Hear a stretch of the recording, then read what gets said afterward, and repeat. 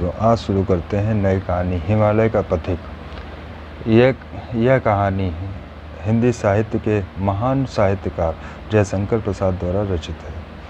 आइए शुरू करते हैं कहानी। गिरिपथ में हिमवर्षा हो रही है।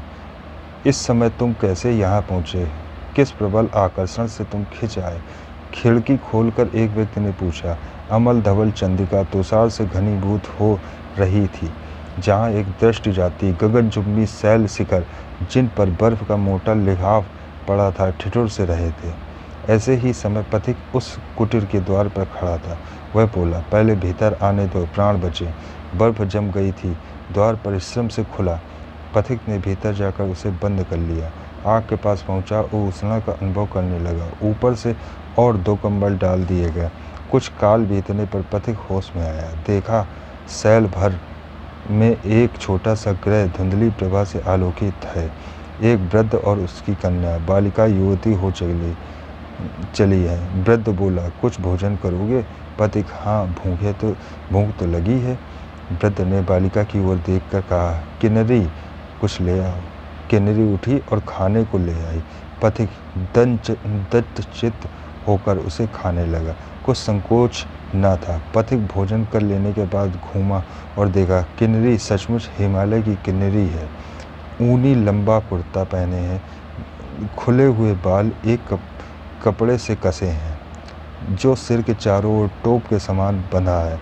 कानों में 2 बड़े बड़े फिरोजे लटकते हैं। सौंदर्य है जैसे हिमानी मंडित उपत्यका में बसंत की फूली हुई बल्लरी पर मध्याह्न का आतप अपनी सुखद कांति बरसा रहा हो। हृदय को चिकना कर देने वाला रूखा यौवन प्रत्येक अंग में लालिमा की लहरी उत्पन्न कर रहा है। पथिक देखकर भरी अनिच्छा से सिर झुकाकर सोचने लगा। वृद्ध ने पूछा, कहो, तुम्हारा आगमन कैसे हुआ? पथिक, निरुद्देश घूम रहा हूँ। कहीं राजमार्ग, कहीं खड्डर, कहीं सिंधु तट और कहीं गिरिपथ देखता फिरता हूँ। आंखों की तृष्णा मुझे बुझती नहीं दिखाई देती। यह सब क्यों देखना चाहता हूँ, ये कह नहीं सकता। तब भी भ्रमण कर रहे हो? पथिक, हाँ, अब की इच्छा है हिमालय में ही विचरण करूँ, इसी के सामने दूर तक चला जाऊँ। वृद्ध, तुम्हारे माता पिता? पथिक, नहीं। किन्नरी, तभी तुम घूमते हो। मुझे तो पिताजी थोड़ी दूर भी नहीं जाने देते। वह हंसने लगी। वृद्ध ने उसकी पीठ पर हाथ रखकर कहा, बड़ी पगली है। किन्नरी खिलखिला उठी। पथिक, अपरिचित देशों में एक रात रमना और फिर चल देना। मन के समान चंचल हो रहा हूँ, जैसे पैरों के नीचे चिंगारी हो। किन्नरी, हम लोग तो कहीं जाते नहीं, सबसे अपरिचित हैं। कोई नहीं जानता, न कोई यहाँ आता है। हिमालय के निर्जन शिखर श्रेणी और बर्फ की झड़ी, कस्तूरी मृग और बर्फ के चूहे से ही मेरे स्वजन हैं। वृद्ध, क्यों रे किन्नरी, मैं कौन हूँ? किन्नरी, तुम्हारा तो कोई नया परिचय नहीं है, वही पुराने बाबा हो। वृद्ध सोचने लगा। पथिक हंसने लगा। किन्नरी अप्रतिभ हो गई।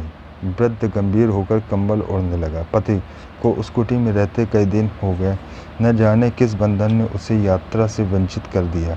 पर्यटक युवक आलसी बनकर चुपचाप खुली धूप में बहुधा देवदारू की लंबी छाया में बैठा हिमालय खंड की विसर्जन कमनीयता की ओर एकटक देखा करता है। जब कभी अचानक आकर किन्नरी उसका कंधा पकड़कर हिला देती तो उसके तुषार तुल्य हृदय में बिजली सी दौड़ जाती। किन्नरी हंसने लगती, जैसे बर्फ गल जाने पर लता के फूल निखर आते हैं। एक दिन पथिक ने कहा, कल मैं जाऊंगा। किन्नरी ने पूछा, किधर? पथिक ने हिमगिरी की ऊंची चोटी दिखलाते हुए कहा, उधर, जहाँ कोई न गया हो। किन्नरी ने पूछा, वहाँ जाकर क्या करोगे? देख कर लौट आऊँगा। अभी से क्यों नहीं जाना रोकते? जब लौट ही आना है। देख कर आऊँगा, तुम लोगों से मिलते हुए देश को देख कर लौट जाऊँगा। वहाँ जाकर यहाँ का सब समाचार सुनाऊँगा। वहाँ क्या तुम्हारा कोई परिचित है? यहाँ पर कौन था? चले जाने में तुमको कुछ कष्ट नहीं होगा? कुछ नहीं। हाँ, एक बार जिनका स्मरण होगा उनके लिए भी कचोटोगा, परंतु ऐसे कितने ही हैं, कितने होंगे, बहुत से, जिनके यहाँ 2 घड़ी से लेकर 2-4 दिन तक आश्रय ले चुका हूँ। अब उन दयालुओं की कृतज्ञता से विमुख नहीं होता। मेरी इच्छा होती है कि उस शिखर तक मैं भी तुम्हारे साथ चल कर देखूँ। बाबा से पूछ लूँ? ना, ऐसा ना करना। पथिक ने देखा, बर्फ की चट्टान पर श्यामल दुर्वा उगने लगी है। मतवाले हाथी के पैर में फूली हुई लता लिपटकर सांकल बनना चाहती है। वह उठकर फूल बीनने लगा। एक माला बनाई, फिर किन्नरी के सिर का बंधन खोलकर वही माला अटका दी। किन्नरी के मुख पर कोई भाव न था, वह चुपचाप थी। किसी ने पुकारा, किन्नरी। दोनों ने घूमकर देखा। वृद्ध का मुंह लाल था। उसने देखा, पथिक, तुमने देवता का निर्माल्य दूषित करना चाहा। तुम्हारा दंड क्या है? पथिक ने गंभीर स्वर से कहा, निर्वासन। और भी कुछ? इससे विशेष तुम्हें अधिकार नहीं, क्योंकि तुम देवता नहीं जो पाप की वास्तविकता समझ लो हूँ। और मैंने देवता के निर्माल्य को और भी पवित्र बनाया है। उसे प्रेम के मंद जल से सुरभित कर दिया। उसे तुम देवता को अर्पण कर सकते हो। इतना कहकर पथिक उठा और गिरिपथ से जाने लगा। वृद्ध ने पुकार कर कहा, तुम कहाँ जाओगे? वह सामने भयानक शिखर है। पथिक ने लौटकर खड़ग में उतरना चाहा। किन्नरी पुकारती हुई दौड़ी, हाँ, मत उतरना, नहीं तो प्राण न बचेंगे। पथिक एक क्षण के लिए रुक गया। किन्नरी ने वृद्ध से घूम कर पूछा, बाबा, क्या यह देवता नहीं? वृद्ध कुछ न कह सका। किन्नरी और आगे बढ़ी। उसी क्षण एक लाल धुंधली आंधी के सदृश बादल दिखलाई पड़ा। किन्नरी और पथिक गिरी पथ से चढ़ रहे थे। वे अब 2 श्याम बिंदु की तरह वृद्ध की आंखों में दिखाई देते थे।